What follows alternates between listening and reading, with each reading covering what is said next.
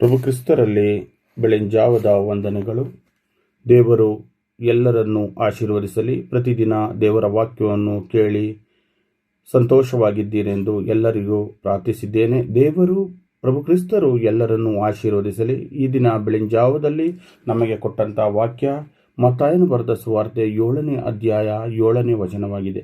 ಬೇಡಿಕೊಳ್ಳಿರಿ, ನಿಮಗೆ ದೊರೆಯುವುದು, ಹುಡುಕಿರಿ, ನಿಮಗೆ ಸಿಕ್ಕುವುದು, ತಟ್ಟಿರಿ, ನಿಮಗೆ ತೆರೆಯುವುದು ಎಂಬುದಾಗಿ ದೇವರ ವಾಕ್ಯ ಹೇಳಿದೆ. ಈ ವಚನದಲ್ಲಿ ಯೇಸು ಸ್ವಾಮಿ ನಮ್ಮನ್ನು ನಂಬಿಕೆಯತ್ತ ಕರೆಯುತ್ತಿದ್ದಾರೆ. ಇದು ನಾವು ಬಹುಮುಖ್ಯವಾಗಿ ತಿಳಿದುಕೊಳ್ಳಬೇಕಾಗಿದೆ. ಏಕೆಂದರೆ ಈ ವಚನದಲ್ಲಿ ದೇವರು ನಮ್ಮನ್ನು ಹೇಳಿದ್ದಾರೆ, ಬೇಡಿರಿ ನಿಮಗೆ ಸಿಗುತ್ತದೆ ಎಂಬುದಾಗಿ. ದೇವರ ಮುಂದೆ ವಿನಯದಿಂದ ಪ್ರಾರ್ಥನೆ ಮಾಡಲು ದೇವರು ನಮ್ಮನ್ನು ಹೇಳಿದ್ದಾರೆ. ಆತನು ಹೇಳುವ ದೇವರು ನಾವು ಕೇಳಿಸಿಕೊಂಡು ದೇವರಲ್ಲಿ ಪ್ರಾರ್ಥನೆ ಮಾಡಬೇಕಾಗಿದೆ. ಆತನ ಇಚ್ಛೆಯ ಮೇರೆಗೆ ನಾವು ಶ್ರದ್ಧೆಯಿಂದ ಪ್ರಾರ್ಥಿಸುವಾಗ ನಮಗೆ ಪ್ರತಿಯೊಂದು ಸಿಗುತ್ತದೆ ಎಂಬುದಾಗಿ ತೆರೆಯಲ್ಪಡುತ್ತದೆ. ಸ್ವರ್ಗ ಸಾಮ್ರಾಜ್ಯವು ನಾವು ಪ್ರಾರ್ಥಿಸುವಾಗ ತೆರೆಯಲ್ಪಡುತ್ತದೆ ಎಂಬುದಾಗಿ ನಾವು ತಿಳಿದುಕೊಳ್ಳಬೇಕಾಗಿದೆ.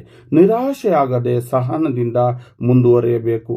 ಸಮಯ ಬಂದಾಗ ಬಾಗಿಲು ತೆರೆಯಲ್ಪಡುತ್ತದೆ ಎಂಬುದಾಗಿ ನಾವು ತಿಳಿದುಕೊಳ್ಳಬೇಕಾಗಿದೆ. ಇದರಿಂದ ನಾವು ತಿಳಿಯುವುದೇನೆಂದರೆ, ದೇವರು ದೂರದಲ್ಲಿ ಇರುವವನಲ್ಲ, ನಂಬಿಕೆಯಿಂದ ಕೇಳುವವರಿಗೆ, ಹುಡುಕುವವರಿಗೂ, ತಟ್ಟುವವರಿಗೂ ಆತನು ಪ್ರತಿಕ್ರಿಯಿಸುವ ದೇವರು ಎಂಬುದಾಗಿ ನಾವು ಈ ವಚನದಲ್ಲಿ ಇಂದು ತಿಳಿದುಕೊಂಡಿದ್ದೇವೆ.